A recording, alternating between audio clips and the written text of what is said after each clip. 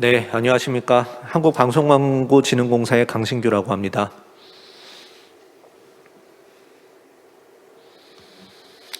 발표를 시작하기에 앞서서 오늘 이제 제가 발표를 할 주제에 대해서 간략하게 말씀을 드리겠습니다. 저는 신유형 광고라고 해서 조금 이따가 말씀을 드리겠지만 기술에 기반한 전에 없던 광고들을 신유형 광고라고 일단은 정의를 하고 그 광고를 이제 우리가 어떻게 바라봐야 될지, 그 다음에 뭐 종류에는 어떤 것들이 있는지 이런 부분들에 대해서 이야기를 나누도록 하겠습니다.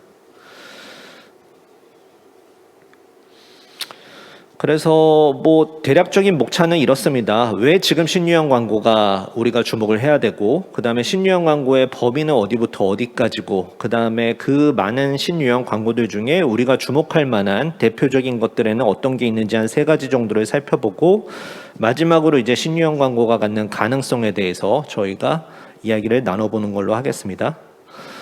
첫 번째는 왜 지금 신유형 광고인가입니다. 광고와 기술의 접점이 확대되고 있습니다. 그러니까 이제 원래 광고라는 게 기술이랑 뗄래야 뗄 수 없는 관계입니다. 기술이라는 게 존재하기 때문에 기본적으로 광고가 가능한 것들인데, 기술은 광고와 만나서 이제 광고의 형질을 바꾸고 있고, 전에 없던 광고를 계속 만들어냄으로써 광고 산업 지형을 확장하고 있다는 거죠. 특히 이제 최근에는 정보통신 기술의 영향력이 옮아와서 광고 산업 전반에도 획기적인 변화를 야기하고 있습니다.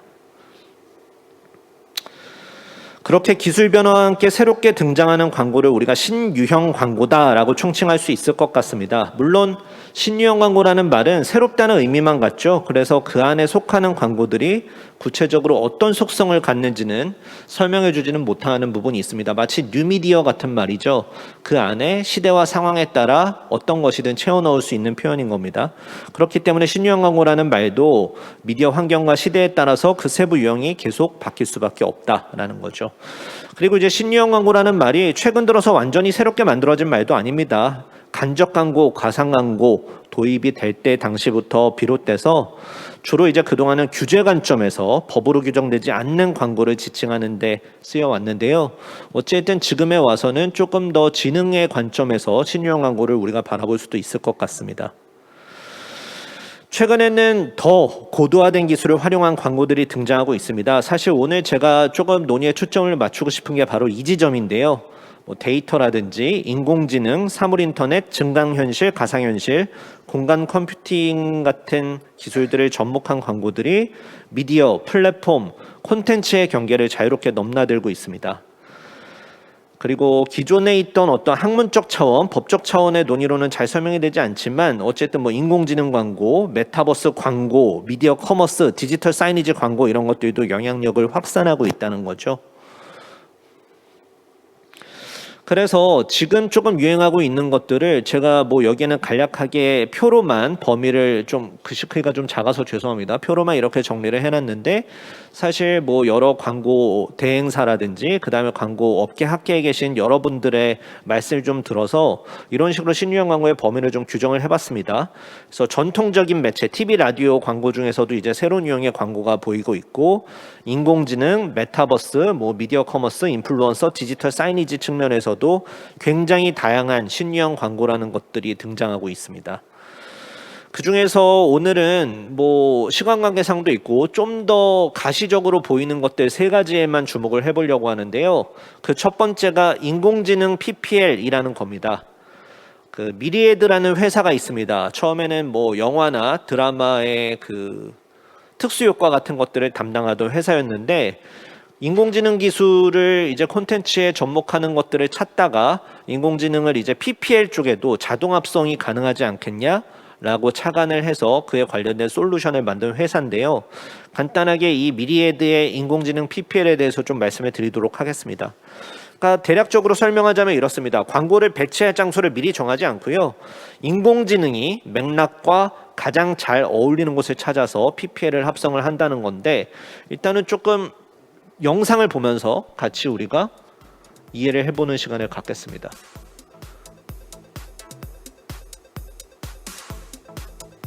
네, 인공지능이 지금 최적의 장소를 찾고 있는 겁니다.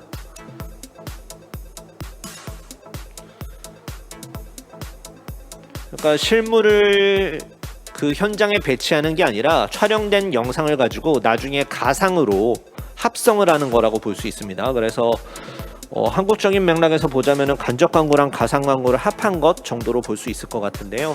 어쨌든 이런 식으로 PPL을 하면 제작 중인 영상뿐만이 아니라 이미 제작된 오래전 영화나 드라마에도 이런 것들을 적용할 수 있게 된다는 특징이 있습니다.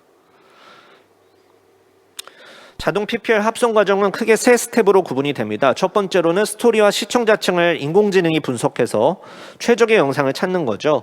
그러니까 인공지능이 주 시청자층, 시대적 배경, 장르 이런 것들을 고려해서 어떤 특정 브랜드가 가장 이질감 없이 섞일 수 있는 영상을 찾는다는 거고요. 그 다음에 이제 두 번째로는 장면 속의 빈 공간을 찾습니다. 그러니까 PPL을 삽입할 공간을 찾는다는 거죠. 그래서 인공지능이 주인공들의 위치, 동선, 배경 같은 것들을 전부 파악해서 광고가 들어갈 위치를 찾는다. 그리고 세 번째 스텝으로는 등장인물의 감정적인 맥락까지 고민을 합니다. 이게 굉장히 재미있는 부분인데, 이를테면은 그냥 단순히 사물을 빈 곳에 배치만 하는 게 아니라 살균 스프레이 제품을 만약에 광고를 한다면 굉장히 밝은 화면이나 이런 데보다는 시청자가 조금 더럽고 어두움을 느낄 장면이나 장소에 배치하는 게 좀 더 효과적일 수 있다는 거죠. 그런 식으로 인공지능이 찾아준다. 최적의 장소를. 이런 것들이고, 그래서 이런 인공지능 PPL의 효과는 이 정도로 정리를 할 수 있을 것 같습니다. 첫 번째로는 토막 광고나 프로그램 광고처럼 기존의 광고들처럼 시간을 차지하는 게 아니라 시청자들이 시청하는 콘텐츠 내부 공간을 자유롭게 활용함으로써 콘텐츠의 광고 캔버스화를 만든다라는 거고, 두 번째로는 스트리밍 플랫폼 같은 경우에서는 시청자 정보나 시청 혜택 등을 파악을 해서 맞춤형 광고를 내보내는 것도 가능하다는 거죠. 이를테면 성인에게는 맥주, 청소년에게는 음료수 광고를 내보낼 수 있다는 거고, 비슷한 맥락에서 셋째로는 시청 시간대나 기기에 따라서도 다른 광고를 할 수 있습니다. 오전에는 커피, 오후에는 주스, 이런 식으로 이런 것들이 다 가능해진다라는 겁니다. 두 번째 신유형 광고로는 메타버스 광고가 있습니다. 근데 이제 메타버스 광고를 얘기하기 위해서 우리가 메타버스에 대해서 간단하게 조금 살펴봐야 될 것 같은데요. 어쨌든 메타버스는 2000년대부터 서비스가 만들어져 왔지만 인기가 그닥 없다가 20년대 들어서 이런 새 요인으로 인해서 지속 가능할 것으로 보입니다. 기술 진보라든지 이용자 변화, 그러니까 뭔가 새로운 경험을 찾고 미디어 콘텐츠 소비와 동시에 생산에 참여하는 이용자죠. 그리고 환경적인 영향도 있을 것 같습니다. 어쨌든 코로나19의 세계적 대유행 속에서 어떤 일상의 디지털화가 진행이 되는 속에서 메타버스라는 게 부각된 측면이 있다라고 볼 수 있고요. 이 메타버스가 우리가 뛰어노는 하나의 가상 공간으로서도 의미가 있지만 새로운 광고 미디어로서도 의미를 가질 것 같습니다. 이 메타버스라는 거는 저는 이런 식으로 규정을 하고 있습니다. 이용자가 아바타로 접속을 해서 자유롭게 사회적, 경제적, 문화적 활동을 하는 현실 세계와는 독립적 혹은 상호보완적 관계를 갖는 가상 공간이다 라고 해서 각각의 주요 키워드별 특징을 표와 같이 정리를 해봤습니다. 그래서 이런 메타버스의 정의 하에서 어떤 광고들이 있는지 사례를 좀 찾아보자는 거죠. 그래서 제가 6가지 정도의 사례를 찾아왔는데요. 첫 번째는 브랜드 콜라보레이션입니다. 이거는 실제 현실에도 있는 상품을 동일하거나 유사하게 메타버스 공간 안에서도 재현을 해요. 그래서 그런 것들을 가상세계 아바타가 활용할 수 있도록 판매 제공한다. 그래서 구찌, 그 다음에 현대자동차 이런 것들 제페토에다가 태운 거는 너무 유명하죠. 그래서 브랜드 상품 노출, 정보 제공에서부터 제품에 대한 경험 획득까지 가능하다는 겁니다. 아바타가 현대자동차를 타고 그 다음에 특정 장소에서 현대자동차 앞에서 저렇게 사진도 찍을 수 있다는 거죠. 두 번째는 디스플레이 광고인데요. 이거는 꽤 오래전에 특히 게임 같은 데서 많이 활용이 되어 왔습니다. 드라이빙 게임이라든지 그 다음에 e스포츠 경기 같은 것들을 할 때 게임 안에 공간을 활용해 가지고 디스플레이 광고를 5개 광고처럼 이렇게 내거는 거죠. 그래서 가상환경과 조화로운 형태의 광고 공간을 운영한다라는 거고, 조금씩 기술이 발전함에 따라 단순 노출만이 아니라 그 안에서의 상호작용, 즉시 구매까지 가능하도록 발전이 되고 있는 추세입니다. 그림 속의 장면은 우리 리그 오브 레전드에서 나오는 소환사의 협곡에 비치되어 있는 마스터카드 광고라고 보시면 될 것 같습니다. 세 번째로는 마켓플레이스인데요. 이거는 가상 세계에서 마켓플레이스를 운영하는 겁니다. 대표적인 게 이제 그 메타라는 회사의 호라이즌 서비스가 있죠. 호라이즌 안에 이제 마켓플레이스가 들어가는데 거기에서는 현실에 존재하는 사물도 팔고 가상 세계에만 존재하는 것도 팝니다. 그래서 판촉, 체험, 구매가 원스톱으로 이루어지는 새로운 유통 채널로 기능할 수 있다. 그리고 네 번째는 브랜드 채널인데요. 이게 조금 꽤 재밌습니다. 이 GS25를 보시면은 이게 신한은행의 메타버스 서비스에 구축이 된 GS25 편의점 매장인데 실제로 그냥 구경만 하는 게 아니고요. 아바타가 상품을 클릭하면 그걸 구매할 수 있는 기프티콘 서비스로 연결이 돼서 직접 구매까지 할 수 있도록 메타버스 서비스 안에서 그런 브랜드 채널까지도 최근에는 제공을 하고 있습니다. 다섯 번째 메타버스 광고 사례로 이제 가상 이벤트가 있습니다. 굉장히 흥미로운 부분인데요. 가상 세계에서 공연, 미팅, 채용 설명회, 입학식 이런 다양한 이벤트를 개최를 한다는 겁니다.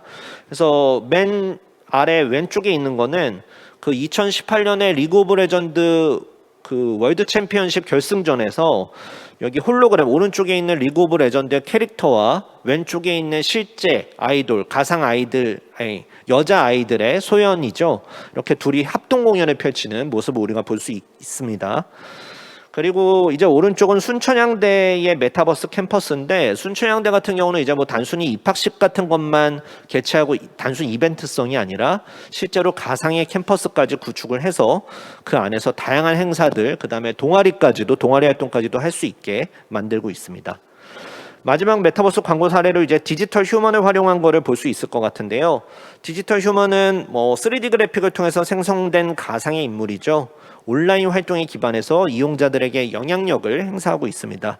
그래서 크게 독립 디지털 휴먼과 브랜드 전속 디지털 휴먼으로 구분이 되는데 독립 디지털 휴먼이라는 거는 어디에 소속이 안 돼 있다는 얘기입니다. 그래서 여기 로지처럼 왼쪽에 있는 뭐 신한은행 광고를 비롯해서 다양한 광고에 등장할 수 있는 디지털 휴먼을 말하고요. 브랜드 전속 디지털 휴먼은 특정 브랜드의 이미지만을 계속 갖게 만들기 위해서 브랜드 차원에서 만든 디지털 휴먼을 말하는데 LG전자의 레아를 대표적인 사례로 들 수 있을 것 같습니다. 이런 경우에는 어쨌든 특정 이미지를 계속 구축해 갈 수 있다는 장점이 있죠. 그래서 이런 메타버스 광고는 광고주에게는 이용자와의 접점 확대, 새로운 비즈니스 기회를 제공한다는 장점을 갖습니다. 그래서 기존 광고의 메타버스로 변화를 줄 수도 있고 완전히 새로운 메타버스 광고를 제작할 수도 있는데요. 이런 것들을 통해서 새로운 이용자 유입, 저비용 고효과, 사람을 쓰는 것보다 쌉니다. 그리고 다양한 분야로의 접목을 통해서 이미지를 제고할 수 있다고 볼 수 있고요. 그리고 이용자에게는 이용 경험을 확장하는 역할을 합니다. 그러니까 현실과 구분되는 가상의 공간에서 이용자의 어떤 자유도를 높이고 몰입도도 강화시킬 수 있다는 거죠. 어쨌든 특이한 경험이다. 그래서 이런 자생적 놀이문화 창조와 사회적 관계 형성 같은 것들을 통해서 새로운 즐거움도 만끽할 수 있게 된다. 볼 수 있고요.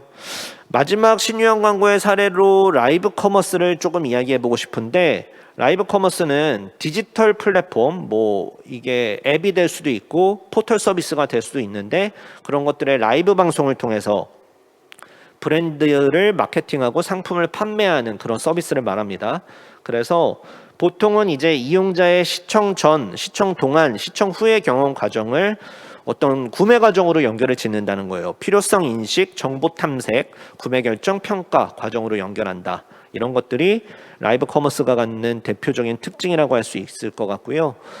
또 누구나 모바일을 이용해서 자유로운 콘텐츠를 쉽게 이용할 수 있다는 특징도 같습니다.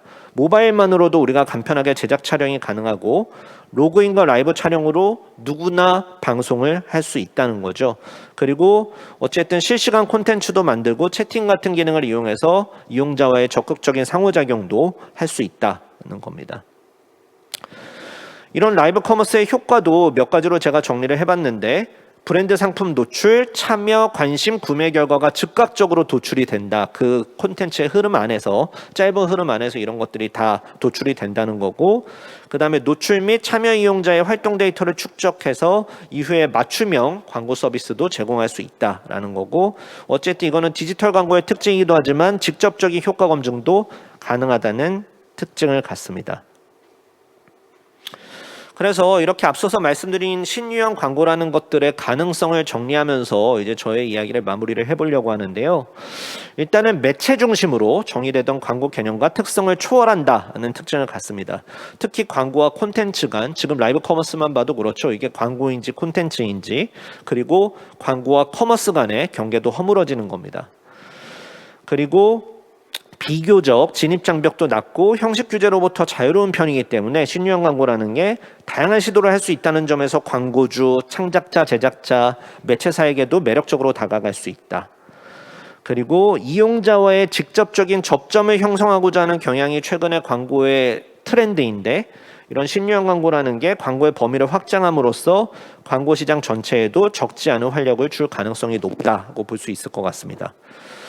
그리고 중요한 건 이런 부분인 것 같습니다. 이제 광고는 직접적인 판매만을 목적으로 하지 않는다라는 건데, 브랜드 상품과 관련한 다양한 엔터테인먼트 경험이 동반이 되고요. 뭐 우리 제페토를 떠올리면 될 것 같은데, 이용자가 광고에 능동적으로 참여하는 관계 중심 활동으로의 변화도 이루어지고 있습니다. 그렇기 때문에 이용자의 소비 여정에 제품과 서비스에 대한 어떤 경험 체험 단계 같은 것들을 추가함으로써 어떤 잠재적인 이용자 확보 혹은 관여도 높은 이용자를 선별 관리하려는 광고주와 미디어 플랫폼의 니즈도 갈수록 증가할 것 같습니다. 제가 준비한 내용은 여기까지입니다. 감사합니다. 네.